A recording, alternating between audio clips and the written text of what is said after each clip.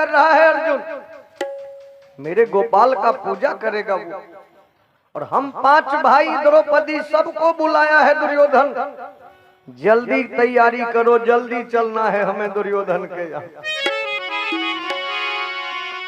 लेकिन अर्जुन तो जानते हैं कि कारी कमर में नहीं चढ़त न दूजो रंग, कोयला भय न उजरो 100 मन साबुन खाए। अर्जुन कहा है भैया आप कैसे मान लिए कि दुर्योधन मेरे गोपाल का पूजा करेगा? भैया वो मेरे गोपाल का कट्टर दुश्मन है भैया, उसका कोई षड्यंत्र है जिसमें फंसाने हम सबको बुला रहा है। भैया हम इस बात को नहीं मान सकते हैं। धर्मराज कहा कि क्यों नहीं मान सकते? कहा इसीलिए नहीं मान सकते कि अगर कोई आदमी हमको ये कहे कि हम कछुआ के पीठ पर बाल उगते हुए देखे हैं तो हम कैसे मान लेंगे? क्योंकि कछुआ के पीठ पर बाल होता ही नहीं। लेकिन अगर कोई जिद कर दे कि हमने देख लिया तो कुछ देर के लिए हम उनका समर्थन कर देंगे कि इनको कहीं मिल गया होगा कछुआ के पीठ पर बाल। लेकिन हम ये नहीं मानेंगे भैया कि दुर्योधन मेरे गोपाल का पूजा करेगा। वो मेरे कन्हैया का कट्टर दुश्मन है भैया। धर्मराज कहा तो तुमको डर होता है अर्जुन? देखिए 20 रुपए का दान इन बुजुर्ग के हाथों प्राप्त हुआ है। कन्हैया जी का कृपा सर्वदा इन पर बनी रहे, सब परिवार सुखी रहे, ये मंगल कामना करते हैं प्रभु से हम। और आगे कह रहे हैं धर्मराज कहा कि तुम लोगों को डर होता है तो तुम सब नहीं जाओ, यहीं रह जाओ, लेकिन मैं अकेले भी जाऊंगा यज्ञ। अर्जुन कहा भैया बात समझने की कोशिश कीजिए। अगर हमको कोई ये कह दे भैया कि हमको बालू पेरने से तेल मिल गया तो कुछ देर के लिए हम मान लेंगे कि उनको मिल गया हो। हमको अगर कोई ये कह दे कि हमको पानी मथने से घी मिला तो मैं वो भी मान लूंगा कि इसको मिल गया हो। लेकिन ये कभी नहीं मानूंगा कि दुर्योधन मेरे गोपाल का पूजा करेगा।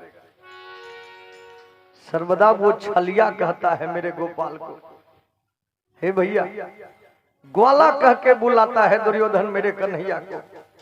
आप इस पत्र को लौटा दीजिए भैया। धर्मराज कहा कि हम तुम्हारे तरह पागल हैं जो पत्र लौटा दें? आंख में रोशनी नहीं है, देख नहीं रहे हो चाचा का मोहर इस पर दिया हुआ है, तो चाचा के मोहर को भी तू गलत साबित करोगे? अर्जुन कहा कि नहीं भैया, चाचा भी मोहर अगर दिए होंगे अपना तो कोई दबाव में दिए होंगे, और ये सारा काम उस पापी शकुनी का होगा। वही शकुनी का ही रचा हुआ जाल है भैया। मेरा कहना मानिए, मत लीजिए इस पत्र को। धर्मराज कहा ना कि तुम्हारे तरह हम पागल नहीं हैं। जाओ तुम सब नहीं जाओ, मैं अकेले जाऊंगा। अर्जुन समझ गए कि आज भैया मानने वाले नहीं है। अर्जुन कहा तो ठीक है भैया, आपका अगर यही इच्छा है तो हम आपको अकेले नहीं जाने देंगे, हम भी आपके साथ चलेंगे, क्योंकि आप हमारे बड़े भाई हैं और बड़े भाई पिता समान होते हैं। देवतुल्य हैं आप हम चारों के लिए, देवता हैं आप हमारे। अभी मैं रथ तैयार करता हूं, सबको तैयार करवाता हूं, आप तैयार हो लीजिए। अर्जुन गए भीम के पास, नकुल के पास, सहदेव के पास, सबको कहा कि जल्दी जल्दी तैयार हो जाओ, चलना है आज हस्तिनापुर। सबको तैयार करके खुद भी अर्जुन तैयार हुए और कहां गए? घोड़सार में गए घोड़ा लाने के। तो यहीं से अनिष्ट का आशंका होना शुरू हो गया अर्जुन को। क्योंकि और दिन जब अर्जुन घोड़ा लाने पहुंचते थे गेट पर घोड़सार में, तो अर्जुन को देखते ही घोड़ा दौड़ के अर्जुन का आगवानी करता था।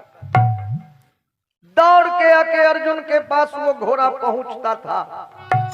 लेकिन आज जब वही घोड़ा अर्जुन को देखा, तुरंत अपना पांव पीछे करना शुरू कर दिया।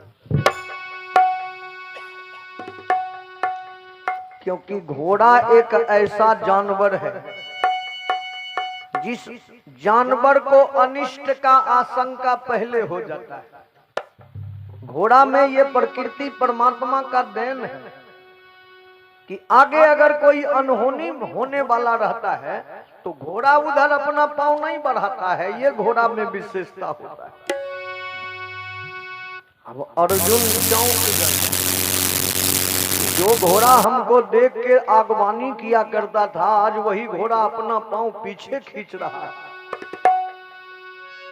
गौर से जब अर्जुन घोड़ा को निहारा तो क्या देखा कि उस घोड़े के दोनों आंख से धारा प्रवाह आंसू बरसता जा रहा है।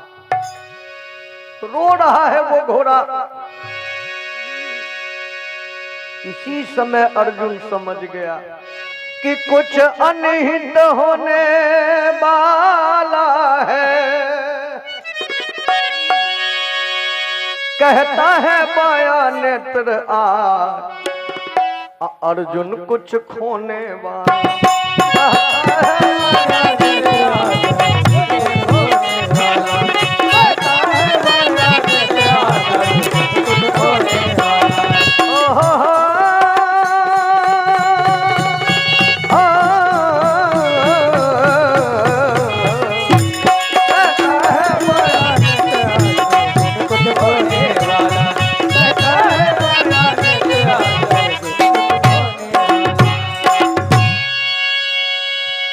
कहता है बायां नेत्र आज अर्जुन कुछ खोने वाला है।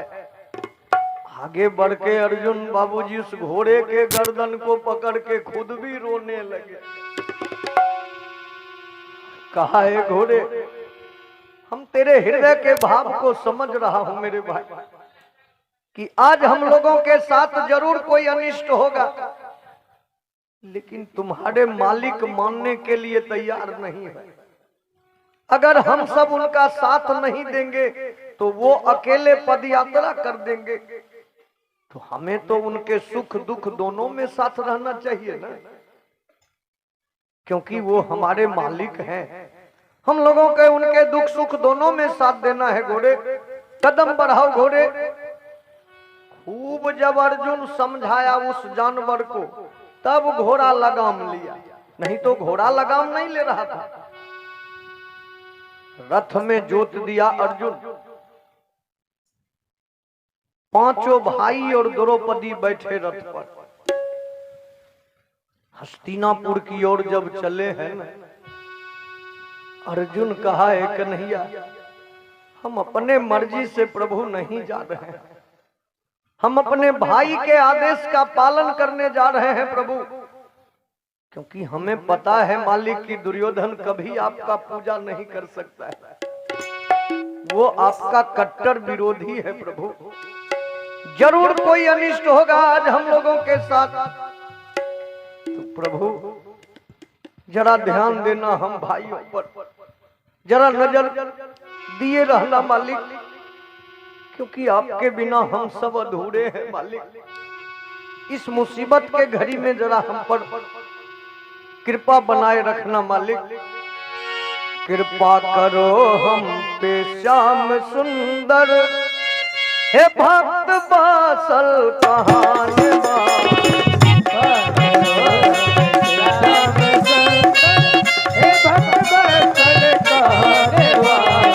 कृपा करो हम पे श्याम सुंदर, हे भक्त बासल कहाने कहाने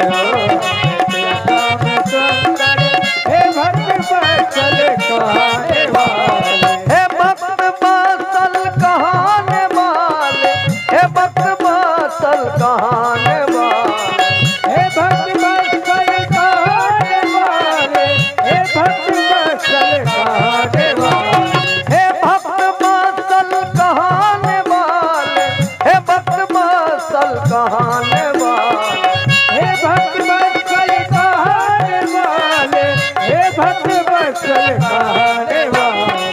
कृपा करो हम पे श्याम सुंदर, हे भक्त बासल कहाने बा। हे भक्त बासल कहाने बा। बचाया प्रहलाद को तुम्ही ने, उबारा गजराज को तुम्ही ने। बचाया प्रहलाद को तुम्ही ने, उबारा कोई बचाया प्रहलाद को तुम्ही ने, उबारा गजराज को तुम्ही ने। बचाया प्रहलाद को तुम्ही ने,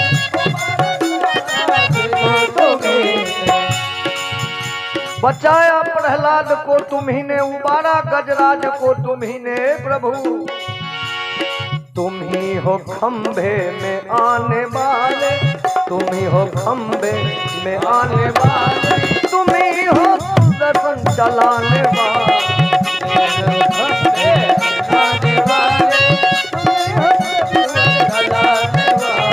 कृपा करो हम पे श्याम सुंदर, हे भक्त बासल कहाने वाले। हे भक्त बासल कहाने वाले। हे भक्त बासल कहाने वाले, हे भक्त बासल कहाने वाले। हे भक्त बासल कहाने वाले।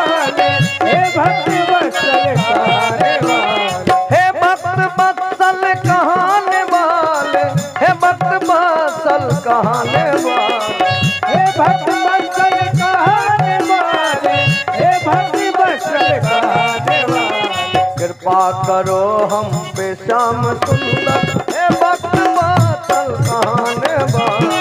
कृपा करो हमें श्याम सुंदर, हे भक्त बासल कहाने वाले। हे भक्त बासल कहाने वाले।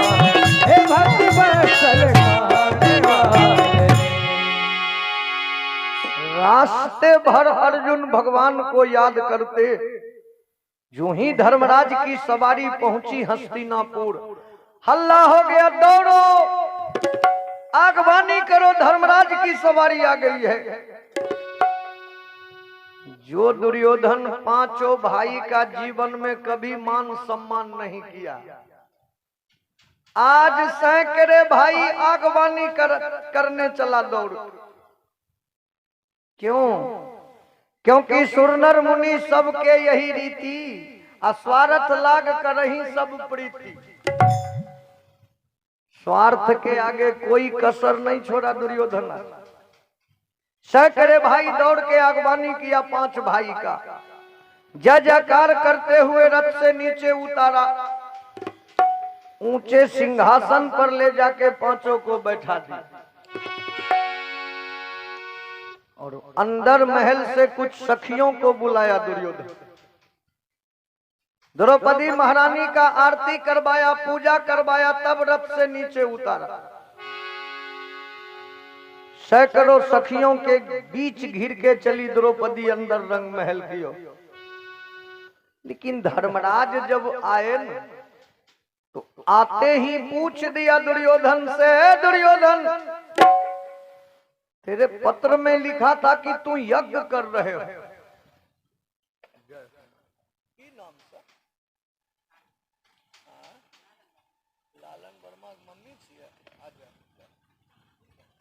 देखिए ये माता जी हैं श्री लालन वर्मा जी के माता जी। अच्छा ठीक है, जय। लालन वर्मा जी के माता जी के ओर से 25 रुपए का आशीर्वाद मिला है हमें। हम माता जी के चरणों में प्रणाम करते हैं इस आशीर्वाद के लिए, क्योंकि ऐसी माताओं के हाथों अगर कुछ मिल जाता है तो वो हमारे लिए पुरस्कार नहीं, वो मेरे लिए आशीर्वाद हो जाता है। माता जी के सारे परिवार को प्रभु सुखी रखें, शानंद जीवन दें, स्वस्थ रहे माता जी, ये मंगल कामना करते हुए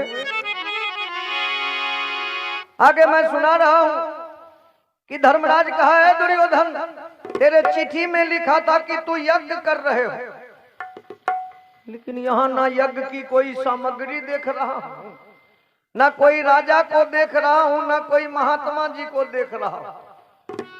तो तू हमें कहीं झूठ तो नहीं बोला दुर्योधन? अब दुर्योधन तो हक्का बक्का हो गए। अब क्या जवाब दे हम भैया को, क्योंकि हम तो कोई सचमुच यज्ञ करने वाले हैं नहीं। अब क्या उत्तर दें? अब बगले में शकुनी था, टपक गए।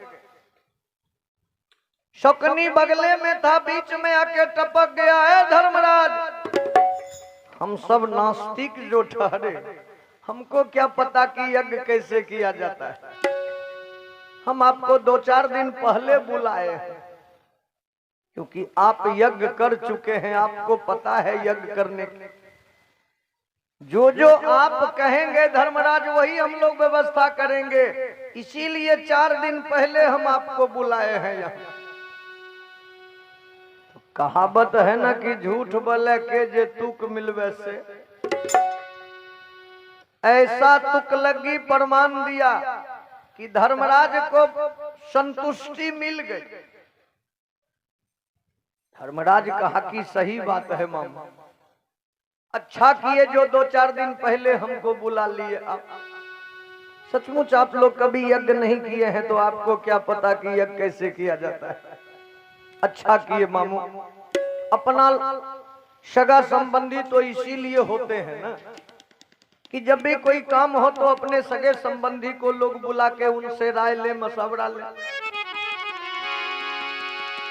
अब कुछ देर जब और बातचीत चली तो अंधेरे में तीर चलाने का काम किया शकुनी। शकुनी दुर्योधन के बगल में आके कहा, है दुर्योधन, कानून 1 रोज का तू अपने हाथ में लिए हो ना, 1 रोज का ही तुम राजा हो दुर्योधन, कल से तू राजा नहीं रहोगे। और काम तुमको बहुत करना है, समय हाथ से निकलता जा रहा है। दुर्योधन कहा, तो हम क्या करें मामू? शकुनी कहा, रे धर्मराज पासा खेलने का बड़ा शौकीन है, क्यों ना 2-4 हाथ इनसे पासा खेलते हो, कहीं इसी से तेरा काम बन जाए। दुर्योधन कहा कि भैया पासा चलाने में बड़े माहिर हैं, हमको तो पासा चलाना आता ही नहीं है, तो इससे अपना काम कैसे बनेगा। शकुनी कहा, रे तेरे बदले पासा हम चलाएंगे दुर्योधन, सिर्फ तुम दाव रखना दुर्योधन। तो शकुनी को मां काली का वरदान प्राप्त था। मां काली का नाम लेके अगर शकुनी पासा चला देते थे, मुकाबला करने देवराज इंद्र भी इंद्रासन से आ जाते, वो भी शकुनी का पार नहीं पा सकते थे। ऐसा वरदान प्राप्त था शकुनी को। और इसीलिए बाबूजी शकुनी इतना जाल बुना था।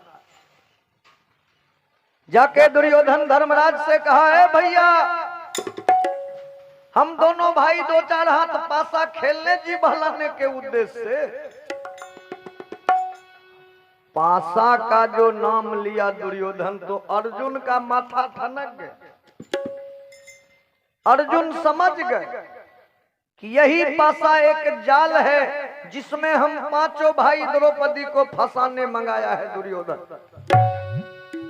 अर्जुन आके धर्मराज के चरण में लिपट गए और बोले, भैया हर बात मानना दुर्योधन का, लेकिन भैया पासा मत खेलना कभी।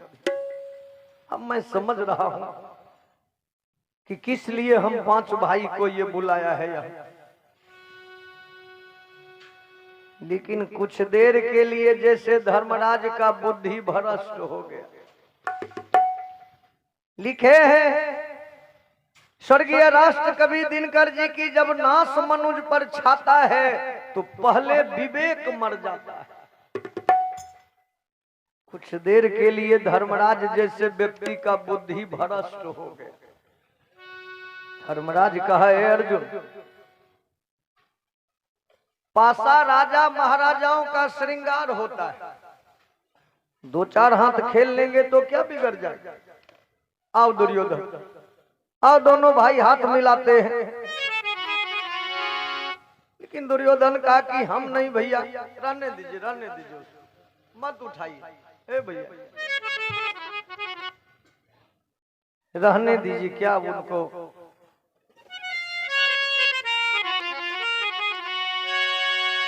अरे कौन किसका साथी है, जाना तो अकेला है। कौन किसका साथी है, जाना तो अकेला है। धीर आदमी का है, आदमी अकेला है। धीर आदमी का है, आदमी अकेला है। धीर आदमी का है, आदमी अकेला है। धीर आदमी का है, आदमी अकेला है। कौन किसका साथी है, जाना तो अकेला है। कौन किसका साथी है, जाना तो अकेला है। धीर आदमी का है, आदमी अकेला है। धीर आदमी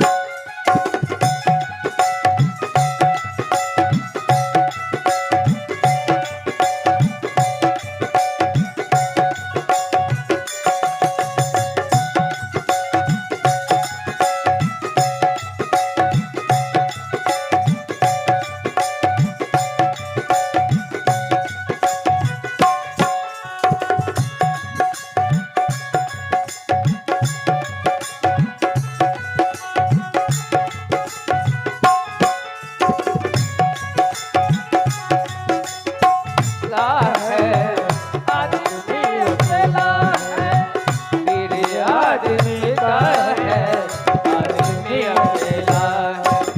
माल पास जब तक है, हाथ सब मिलाएंगे। देखा हाथ खाली है, फिर नजर न आएंगे। देखा हाथ खाली है, फिर नजर न आएंगे। देखा हाथ खाली है, फिर नजर न आएंगे। माल पास जब तक है, हाथ सब मिलाएंगे।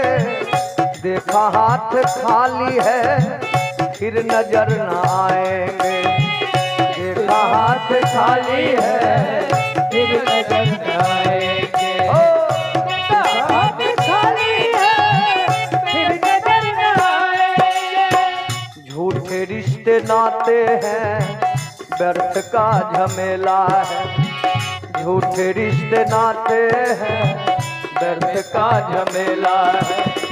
कौन किसका साथी है, जाना तो अकेला है। कौन किसका साथी है, जाना तो अकेला है। धीर आदमी का है, आदमी अकेला। धीर आदमी का है, आदमी अकेला है। धीर आदमी का है, आदमी अकेला।